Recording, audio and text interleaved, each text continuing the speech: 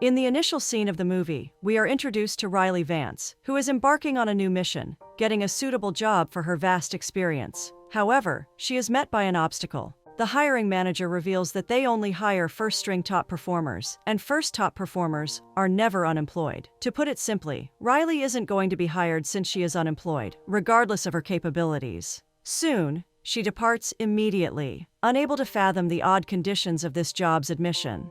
On a new attempt to be hired, she sits for another interview. She showcases her experience as an executive assistant, yet she still gets rejected. Amanda acknowledges her talent, yet she believes Riley doesn't bring anything to the table, like other candidates. We catch sight of Riley sitting on the stairs, by the Christmas tree, lost in her own thoughts. All of a sudden, a woman passes by, speaking on the phone about Young's Inc. interviews being held during the day. Seizing the opportunity, Riley rushes towards the company, determined to secure a job. On her way, she reaches out to her mother, delivering her the good news. On the other end, her father receives the news with great enthusiasm. He reveals that Young's company is a great place to work, known for its innovative projects. Ever thoughtful and considerate, her parents wish her luck and success. Before bidding them farewell, she promises to visit them soon during the Christmas holiday. After a brief, uplifting conversation, Riley walks into the building with unwavering determination. Following the submission of her resume, she decides to take a seat, awaiting her turn. On her way, she fixes the star topper on the Christmas tree, a move that catches Amanda Sage's attention, the CEO of William Young's Inc. With a stopwatch in hand, Riley keeps an eye on how long each interview takes. Shortly after, Amanda calls for Riley V. After the second call, Riley summons her courage and soon joins Amanda at her office. After inviting her to sit down, she expresses her interest in her resume. She also asks why Riley fixed the star topper. Surprised, Riley states how she believes that the star topper is the focal point of the tree. Her attention to detail and striving for perfection are her motives. Amanda suddenly provides her with a document, asking for anything noticeable. After checking the pages, Riley admits that there is a discrepancy between the details page and the summary. Astonished by her keen eye,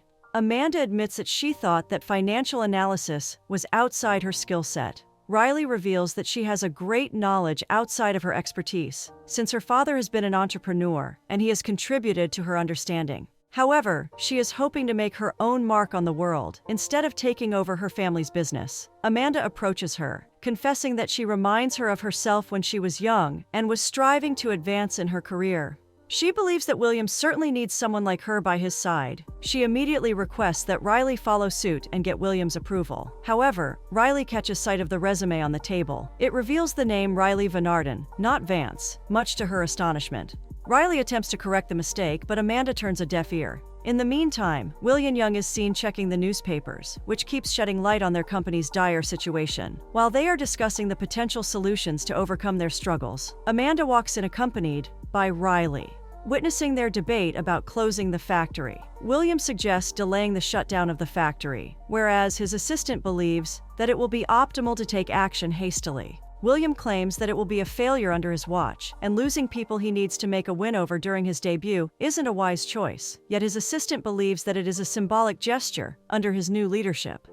After checking her phone for a broader idea about the matter, Riley unexpectedly intervenes with a solution. She addresses William, stating that Dover, where the factory settles, is a town known for its good, hardworking people. Therefore, she suggests a visit to the factory to evaluate it. William admits that he hasn't been there since he was a kid, prompting Amanda to change his mind. After a few moments of contemplation, William wonders about Riley's identity. Soon, Amanda reveals that Riley has a high potential to be his assistant. She only needs his confirmation. William questions Riley about her decision if she was in his shoes. Riley believes that visiting the factory is the first move she would opt for, talking to the workforce, spending time on the factory floor, and showing his critics that he is willing to roll up his sleeves and do the hard work to compensate for whatever perceived inexperience he has.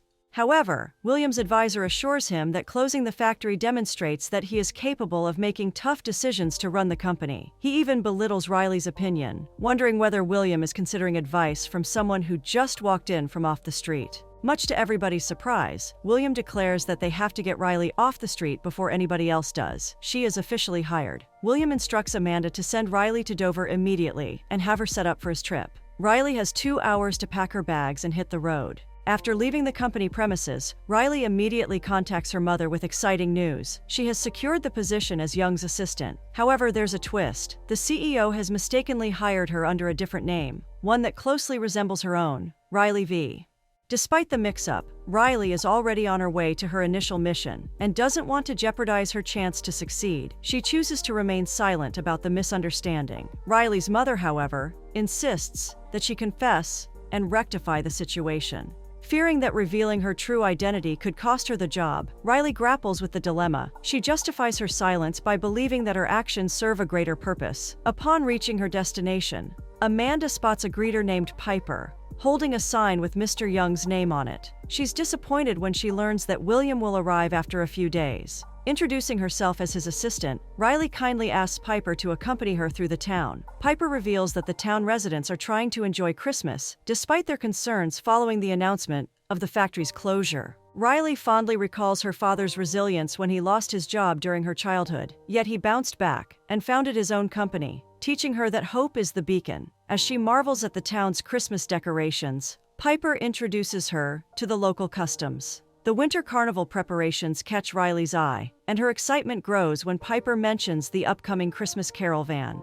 Piper assures Riley that the Christmas spirit will envelop her once she experiences it. Following their arrival at the guest house, Piper questions Riley about William's intentions regarding the factory. Riley, having just become his assistant, remains uncertain. However, she believes in the season of miracles and thinks William might be swayed by the town's festive atmosphere. Meanwhile, William opts for a road trip instead of flying. Amanda, aware of the stakes, hopes the journey will help him discover himself beyond being Thomas Young's son. Despite his reservations about the Christmas cheer, William knows that hundreds of jobs and the town's livelihood hang in the balance. In the quaint streets of Dover, Riley meanders, soaking in the town's cozy vibes. Suddenly, Martin Keegan, the amiable town mayor, strides over, introducing himself with a warm smile. Upon learning that Riley is Mr. Young's assistant, he promptly shares his cell number, assuring her of his availability whenever needed. Keegan suggests that William, who's staying at the hotel, might prefer one of the town's finest houses. His goal?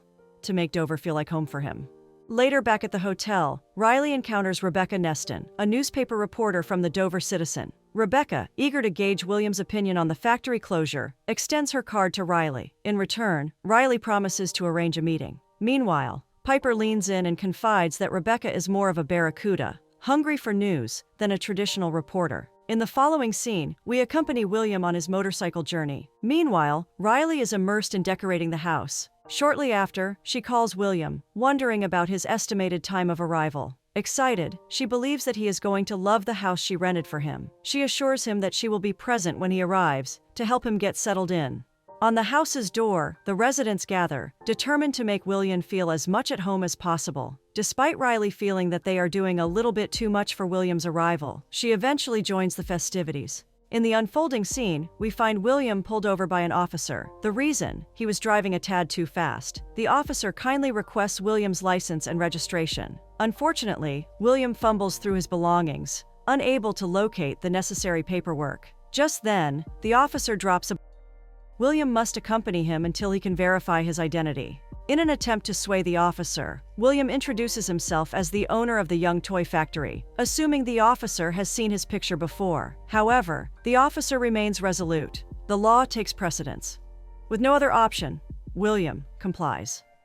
Sensing his delay, Riley reaches out to William, but she is met with silence. It's like he vanished. Suddenly, the mayor receives a phone call, leaving him taken aback. He whispers to Riley that he found William's whereabouts, urging her to depart immediately. He addresses the residents, asking them to stay put until their return. Once they ride in the car, the mayor informs Riley that William is in jail. In the subsequent scene, we find William alongside Riley, making arrangements for his imminent release. The mayor follows William and delivers his apologies for the terrible events. However, his apology falls on deaf ears. Once William rides in the car, he instructs Piper to hit the road back to New York, but Riley somehow convinces him to stay.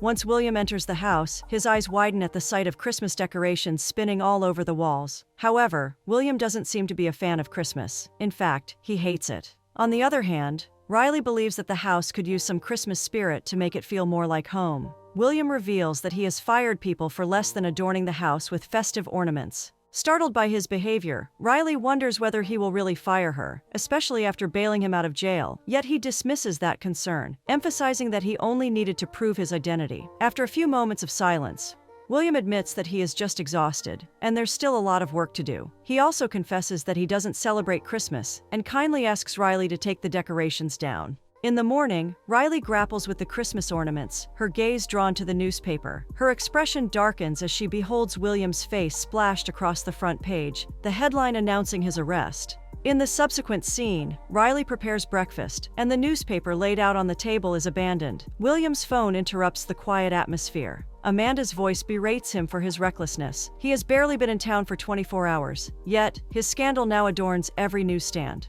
William quips that all publicity is good publicity. Amanda, however, knows better. The shareholders don't share William's sentiments. He dismisses it as a local paper's exaggeration, but Amanda seethes. The story had spread like wildfire, picked up by every New York tabloid. Misplaced license or not, the headline will brand him guilty in the eyes of the public. Amanda hangs up, leaving William fuming. But then Riley appears with cream in hand for his coffee. William regains his composure. Hesitant, he seeks her advice. Riley urges him to focus on the task at hand, and so, reluctantly, he agrees. In the next act, William, Riley, and Piper walk towards the factory, unaware that Rebecca lurks nearby, her camera capturing incriminating moments. As they arrive at their destination, the director, Garrity, warmly greets them.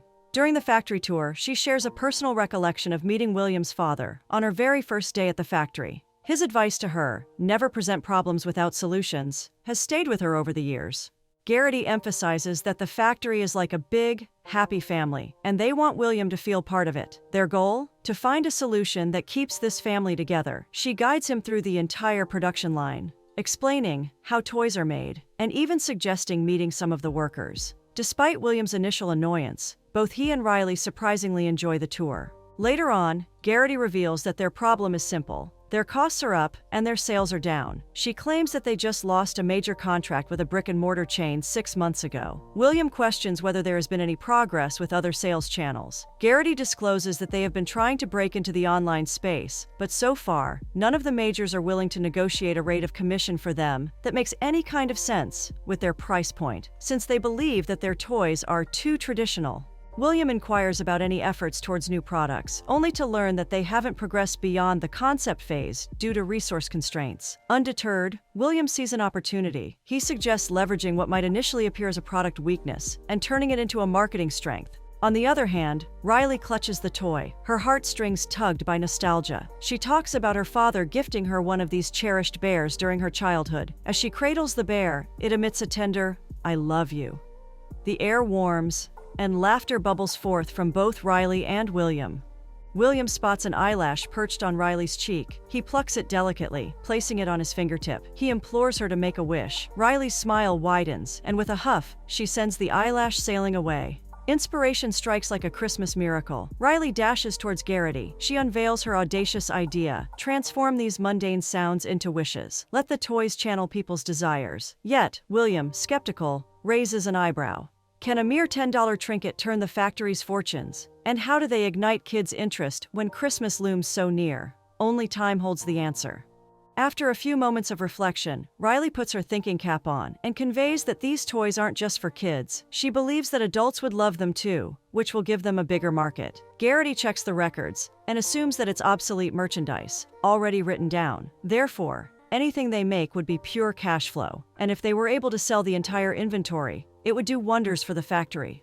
Riley adds that they could get the entire town involved to get the word out without spending anything on advertising. After sharing their ideas, Riley and Garrity address William, wondering about his opinion. However, he still thinks that it seems like an impossible task to accomplish. Yet Riley insists, if there's a will, there's a way, especially at Christmas time. Therefore, he approves of the idea, asking them to prove him wrong. In the subsequent scene, we find Riley accompanied by the mayor, while she distributes flyers to advertise their new product. She insists that the mayor has to get the entire town on board. She is also going to reach out to her father, since he's got relationships with buyers and sellers all over the world through his online store. Shortly after, Riley approaches Piper, kindly informing her that she has another job on her plate, distributing flyers to anyone willing to spread the word. Piper promises to circulate the information, ensuring it reaches everyone. Later that night, while William is on the phone, Riley overhears his conversation. Much to her disappointment, she hears William going through the motions, believing that nothing has changed at all, merely to protect the company's image. Soon, Riley departs, uncertain about her next move. In the subsequent act, we find her lost in her own thoughts when Santa Claus approaches her. He believes she carries the weight of the world on her shoulders, but playfully, Riley corrects him. It's not the world, just the town. She reveals that she's trying to find a way to save the toy factory. Santa Claus states how the most complex problems often have the simplest solutions. He assures her that she's not alone. The whole town is behind her, hoping and wishing for the same miracle. He believes that if she can help William find his Christmas spirit, he'll genuinely do the right thing. Subsequently, we catch a glimpse of William standing in the middle of the Christmas carnival. His disinterest is palpable. Riley joins him, and as they wander through the Christmas stalls, Martin approaches him, wondering if he'd like to announce their plan to save the factory. William hesitates, considering himself an outsider among the residents. Yet Riley promises that he'll do great. Amidst applause, the mayor acknowledges the young family's factory, which has sustained the town for 50 years. William faces questions about the factory's future, revealing their plan, but leaving one crucial question unanswered. How will it keep the factory open?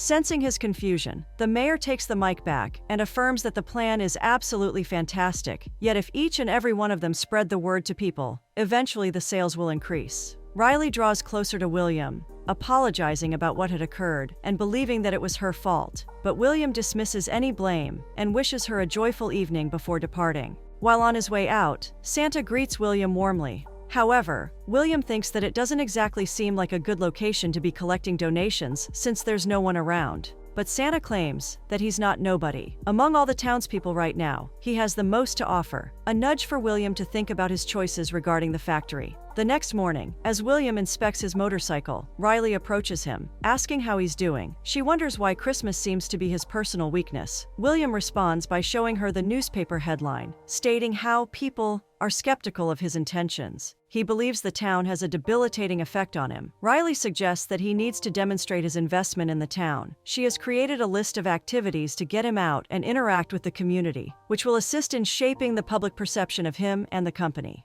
The next scene shows William skating, surprising Riley with his talent. He invites her to join him, prompting Riley to step onto the rink. William reveals his family's passion for winter sports and his background in hockey. Riley, intrigued, wonders if he regrets not pursuing his own path. However, he admits that it's too late for regrets. With his patient guidance, Riley soon glides gracefully, caught up in the experience. Later on, while in the coffee shop, William orders for himself and for Riley. He admits that he may not be as business savvy as his father, but he can read just about anyone. Thus, he analyzes Piper. He thinks she's a hardworking woman who lacks confidence, maybe as a result of a breakup.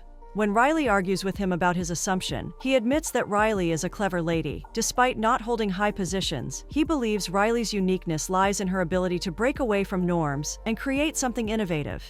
Their warm glances hint at a deeper connection, yet Piper interrupts with their drinks. In the next scene, Riley spots another newspaper headline about William, rendering her upset. Rebecca, the town gossip, captured him skating and spread the news. Riley approaches Piper, wondering about her background. Piper is the big city girl who follows the small-town boy and falls in love with the place. Subsequently, Riley challenges Rebecca, offering an unrestricted interview with Mr. Young in exchange for toning down her negative headlines. Rebecca, however, sees through Mr. Young's facade. She believes that he's a privileged individual who doesn't genuinely care about the town or its factory. Rebecca's revelation about her departure from the town following receiving several job prospects owing to William's first article prompts Riley to leave, visibly upset. Later, as William exits the store, he crosses paths with Riley. She soon learns that he's planning to cook a special family recipe. To her surprise, William isn't just a thriving businessman, he's also an accomplished chef. In a kind gesture, he invites Riley to join him for dinner. In the kitchen, William unveils his secret recipe, chicken on the Ritz, passed down by his grandmother. Riley playfully teases him about being a hit with the ladies, but he clarifies that it's his friends at an all-boys school who love his dish. As they dine together, Riley admits the meal is delicious. She senses a special connection between William and his late grandmother, an impression he confirms. He describes her as the best person he ever knew, smart and kind, much like Riley herself. They look delighted, laughing from the bottom of their hearts and enjoying each other's presence. Outside the house, Rebecca and her keen eyes are watching them. She captures pictures of them discreetly and departs after securing a new headline. In the morning, while Riley is gearing up for a brand new day, her eyes land on the newspaper. The headline reveals William's enigmatic date. She is unable to wrap her head around the unfolding events. Piper, on the flip side, recognizes Riley as the mysterious woman, but Riley dismisses it hastily, insisting it was merely a dinner. Piper quips that she'd have to be out of her mind not to be attracted to a successful, handsome man. Later, William catches sight of Riley distributing flyers. Without hesitation, he dials Amanda, sharing his willingness to extend his trip by a couple of days. Delighted, Amanda assumes he's had a change of heart.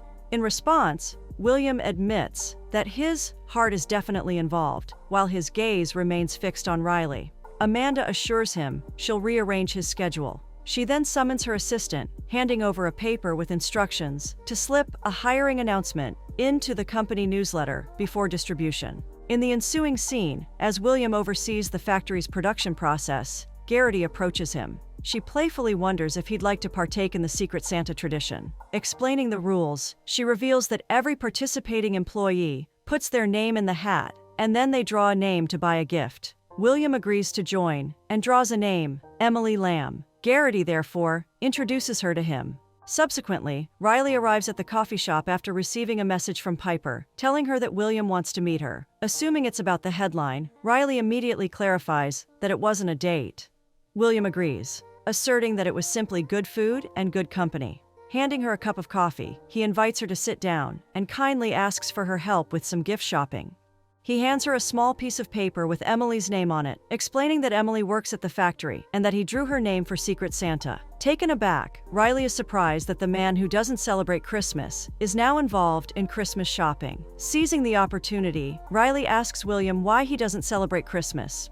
After a few moments of reflection, William reveals a poignant part of his past. His mother perished before he was old enough to know her, leaving his grandmother to be more of a parent in his life. She made Christmas very special. But then she passed away. Listening intently, Riley's heart aches when William recounts that his father was too busy running his empire, depriving him of a joyful childhood. He reminisces about the lonely, countless amounts of holidays following his grandmother's passing. Christmas now serves as a reminder of her, turning into something he tries to survive rather than celebrate. Riley believes that his grandmother would want him to find happiness during Christmas time. William acknowledges this feeling, yet he hasn't discovered how to achieve it, prompting Riley to introduce herself as his own personal Christmas cheerleader, much to his delight. The next morning, the mayor follows William, requesting a word. The mayor invites him to ride on the Christmas Carol van. William learns that it's an old, unique tradition, and his grandmother is the one who helped start it.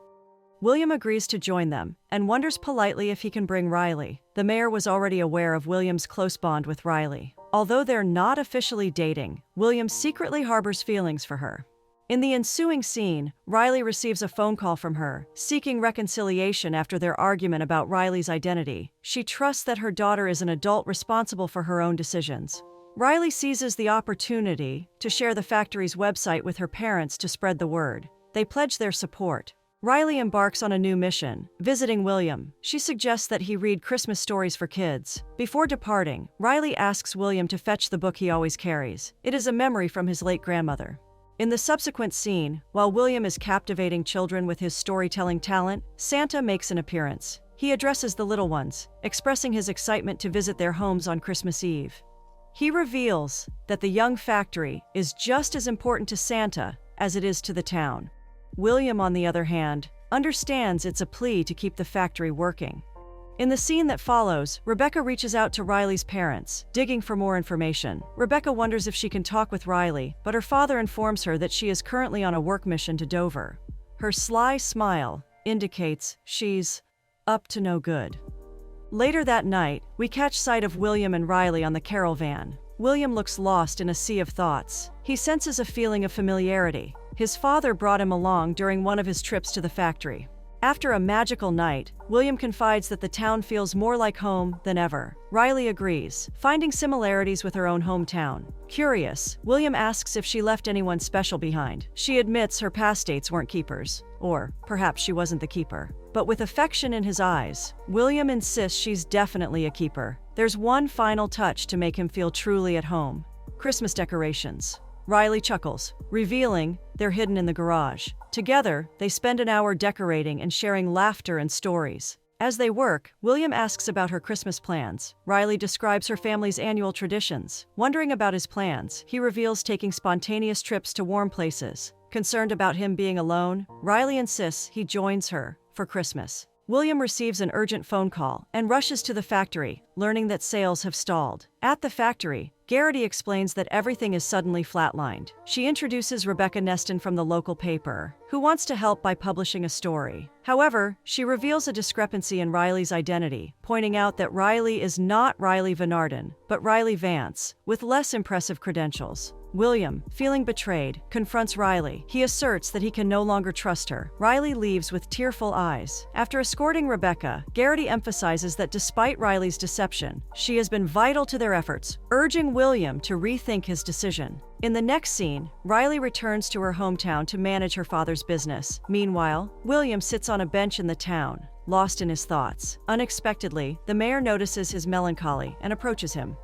The mayor shares that the place holds special significance for him, as the place where he first saw his wife, the grocery store where they met, is gone, but she remains a cherished part of his life. William, in contrast, expresses dissatisfaction with his life. The mayor suggests that William's life could be different, noting his feelings for Riley. Despite William's skepticism, the mayor emphasizes Riley's genuine nature and her efforts to save the town. He urges William to talk to Riley. Paying a visit, Amanda finds William sorrowful. He laments hiring the wrong girl, but Amanda reassures him that he hired the girl who impressed him, regardless of her name or resume, reminding him that she herself didn't have a resume when his father hired her. William admits that it's difficult for him to let people close, yet Riley sees him for who he is, not his net worth. Amanda slips him a small note bearing Riley's home address. Riley apologizes to her parents for ruining Christmas. However, they recognize that Riley's sacrifice is essential for the town. Riley admits that she should have come clean from the start. Suddenly, the doorbell rings. They are all surprised to find William. Riley never expected him to show up. With a warm smile, William greets Riley's parents, before politely asking if he can see Riley for a moment. Outside, Riley confesses that she'd meant to tell Amanda about the whole misunderstanding, but before she could stammer out an explanation, she'd been offered the job. Deep down, she'd felt like it was her chance to save the factory. William, seeing the worry etched on her face, squeezes her shoulders gently and confronts her with a reassuring smile. He beseeches her to accompany him back to Dove to finish what she started. Soon Riley returns to the factory, where Garrity delightedly informs her that they have sold off the last of the inventory. She learns that William offered to make the last delivery himself. Overjoyed, Riley congratulates him for his success. William reveals his commitment to keep the factory thriving and to open new sales channels. As they journey together, Riley and William's connection blossoms. They finally reach their destination, a children's hospital. Alongside Santa, they distribute toys, filling the air with happiness. Riley and William share gazes full of love and yearning as they witness the joy they have brought to the children. In the final act, we find William and Riley wandering together on Christmas Eve. William confesses that Riley's spirit saved Christmas for the entire town. Yet Riley insists it was the work of many hands. She apologizes, but William, with a gentle smile, assures her that all is as it should be. Riley confesses her desire to be near him always, hoping she might be fortunate enough to spend Christmas by his side. She thanks him for allowing her to complete her mission in the town. To her surprise, William offers her a place by his side, a proposal she eagerly accepts. William looks at Riley in the eyes and expresses his appreciation for helping him get Christmas back to him. He admits that her presence influences his true self. They draw closer to each other until their lips meet.